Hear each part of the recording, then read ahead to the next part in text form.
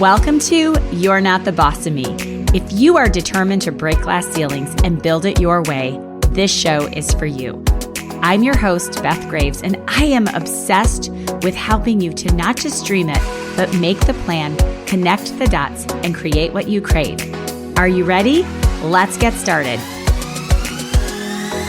Hey bosses, welcome back to episode number 25. It is Beth. If we haven't met yet, thank you for just pressing play, putting me in your earbuds. My friend Jessica calls them Q-tips. She's like, my kid has Q-tips in his ears, and I literally thought he had Q-tips hanging out of his ears, but she was talking about that he was wearing his earpods. What the heck? My kids are probably like, Mom, get with it.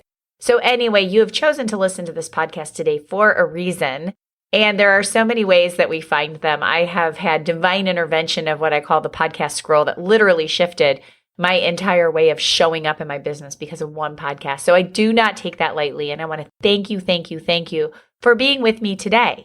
So I'm going to do a little introduction because I have so many new listeners. I just want to thank you for the downloads, for the reviews, for the people that are out there wearing their boss hats, for all of the campers over in Camp Elevate, because this has really, truly become a movement of supporting our sisterhood, of standing up and saying that it is okay to choose to build a business that feels aligned, that feels authentic, that doesn't require hustle and grind, and it's okay to make more money doing it this way. And so today I want to talk with you about becoming the CEO and innovation versus duplication, two really big words. I feel like those need to be vocabulary words. Did your kids ever do Wordly Wise? Remember Wordly Wise? I used to be like, why are everything like I can understand anything in a context. And that's probably why I tell so many stories. So like reading, learning with content clues when we're teaching reading for you teachers out there. So I always like to give an example when I'm sharing with you a new idea or something that's not really a new idea that's just resurfaced. So today, the big thing I'm going to teach you today or share with you and encourage you to lean into are two things. Number one is standing on your own 2 feet and standing up and believing in what you are doing and how we can become confident. And that's going to help you to recruit more people. And I don't even like the word recruit. You're looking for people as the CEO that are going to share with you the same vision and are going to be a part of something that you're creating. So I want to encourage you today, and I use the word recruit because honestly, it's a marketing word. So I have a challenge that's coming up. It's going to be a free challenge. I think we are opening that up the second week of March, and we'll make sure that you get on a list for that. It's going to be 5 days and it's about recruiting. It's about how to get more people to say yes to what it is you have to offer. And I have some very unique ways that I do this, but I kept saying I don't want to use the word recruit in the copy. But that's what we look for, right? So recruit, I want you to think about this. I guess it's okay, but it's what we use in the industry. But I want you to think about this. And this is the shift. This is your CEO shift. I want you to consider that you didn't just join this little thing. Meaning, stop hiding behind the curtain and stop having this conversation with, oh, if you really understood, it's not like that. There's people that really make money. That does not sound like you have stepped into your power. So today, if you're going to make the CEO shift, remember we're talking CEO shift in innovation versus duplication. And I believe that a team needs tools and techniques and strategies to duplicate. But I'm going to encourage you to have one innovative piece of your business, and we'll talk about that. But number one, the very first thing that you need to do is step into why you are going to say, I am proud and excited to show you my courageous journey because the network marketing model is the way that I will. So I want you to think today, and your homework is this. And if you send them to me over in a DM in Instagram, send them to me on Facebook Messenger. Mandy has an email that we use now that's a support email. But I want to know what makes you unique, the 5 things. Because as you're having a conversation and as do you ever find yourself holding back? Like, I should really be having a conversation with this person. She's my exact energy. She's the exact person that I want to build something with. And I feel an energy. I feel this nudge that this conversation needs to happen. Has that ever happened to you? Have you ever thought that? And then you're like, oh, what do I say? And then you fumble all over your words and you sound like the crazy lady in the cereal aisle that's trying to get you to like sell her thing. And it's really not pyramid and it's really this. It's because you haven't leaned into your truth. So what I'm going to encourage you to do is to take some time and take out your business journal, take out your journal, look at why is this the best model for you? Is it the innovative website that you didn't have to build? I mean, I'm stumbling right now because I don't want to give you my 5 because I don't want those to be your 5. So your assignment this week is to journal like why this business, why this company, why this product, why this model. Go back and listen to my podcast with Ray Higdon. I'll put it in the show notes, and he talks about why the network marketing model is the best model. And for me, stepping into that, I don't know what happened in 2014, that day, I really think it was divine intervention. The universe was telling me, like, you have so many people to help, and this is going to be the way. This is the business model that will be the way. Because I'm very creative, but that creativity sometimes gets me not crossing the red line, and we'll talk about crossing the red line, but meaning finishing what I start, staying the course. And I have stayed the course. And the reason why is because I have a simple business model that is accessible to the everyday person, that right away you can begin, set up shop, make some money, and build a community around a value and a mission. And also then teach sales tools that are easy for people to follow and easy for people to stay consistent and having the foundation in place. So I want you to come up with, and the big reason is because you may be fumbling on those words. You may not know why you're here. You may not know what is the value of your company, what makes you innovative and different. And it's not a sales pitch. It's what it is to you. So if I said, I'm going to bring you on this podcast, Kathy, and I'm going to ask you, when I say to somebody, why did you choose those shoes? Why do you love to run in those shoes if you're a runner? Why do you like Brooks versus Adidas or Nike? Oh, well, it has this feature and it supports this. And I had plantar fasciitis, so I needed this instep. You can talk about why, or maybe you just love the bright colored pink, or maybe your foot is wide. So we know why we choose certain things. Why did you choose this?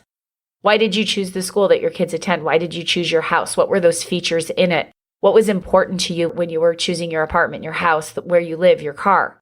We know all of those things, but what was important to you when you chose your spouse, when you chose your partner?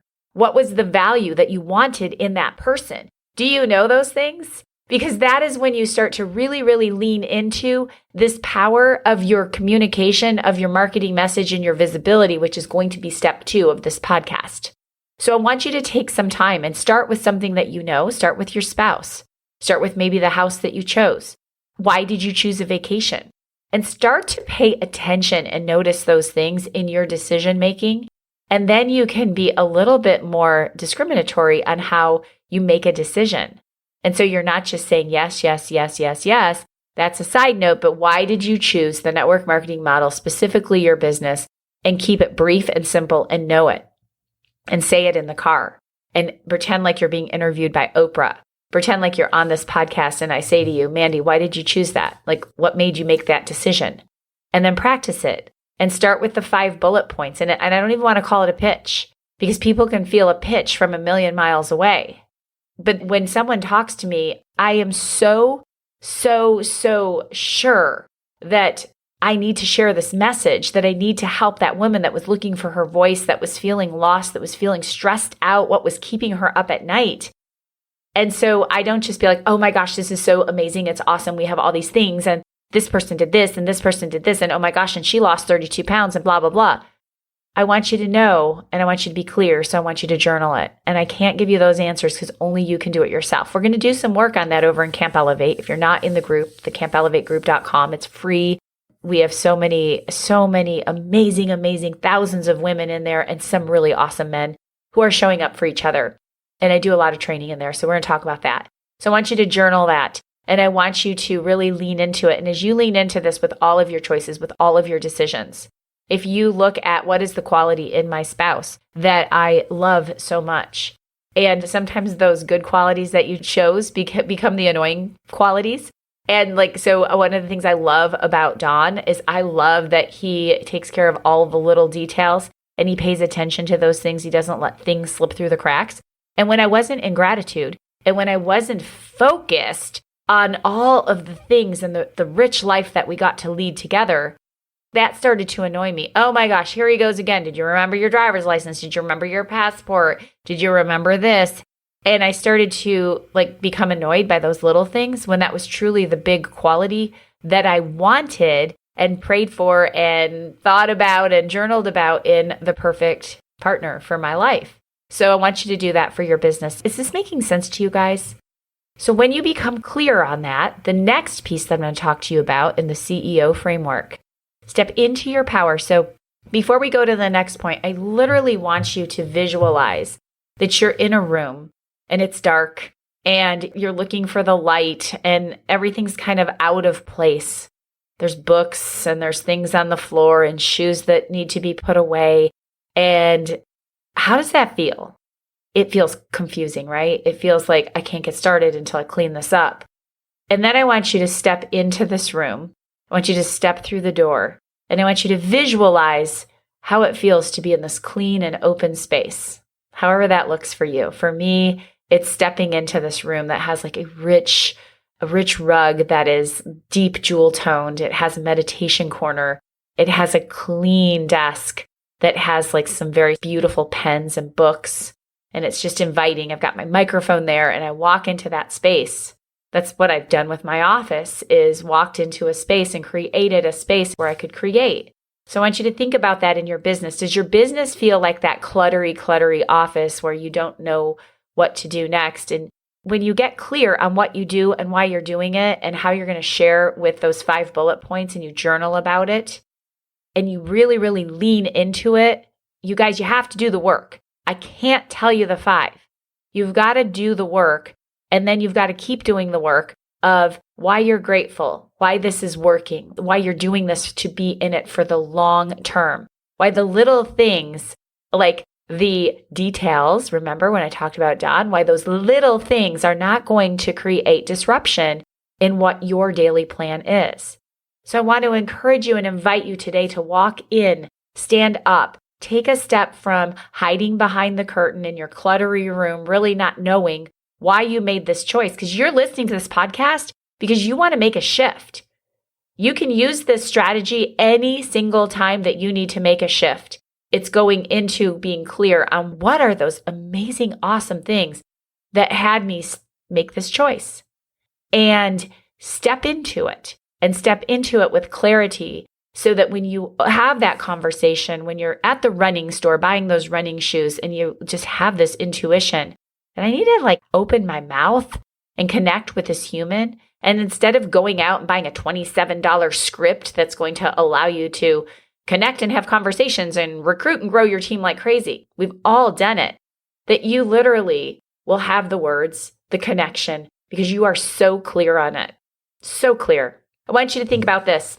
I want you to think about the last perfect vacation that you took, and if you had one, and if you haven't, put that on your vision board, and how the sheets felt, and what was the service like, and what did the sand feel like, and if that woman at the running store when you're buying your running shoes asked you about going to maybe your place is Punta Cana, and you start to explain it, you have all these ways. She's like, oh, I'm totally in. Do you have that for your business? Do you have those words? Do you have that? It's because you need to step away from the clutter, clear it out with your journaling, with getting clear on your messaging. And don't think I want Beth to give me her 5, because my 5 are totally different.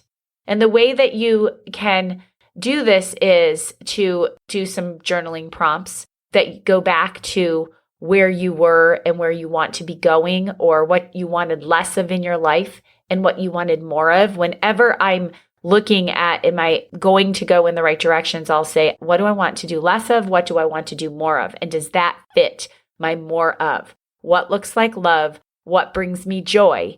And how will I feel? And this is another one that I learned this from my coach, Susan Hyatt, when she talks about not shaming, and this is about food, but how will this feel in an hour?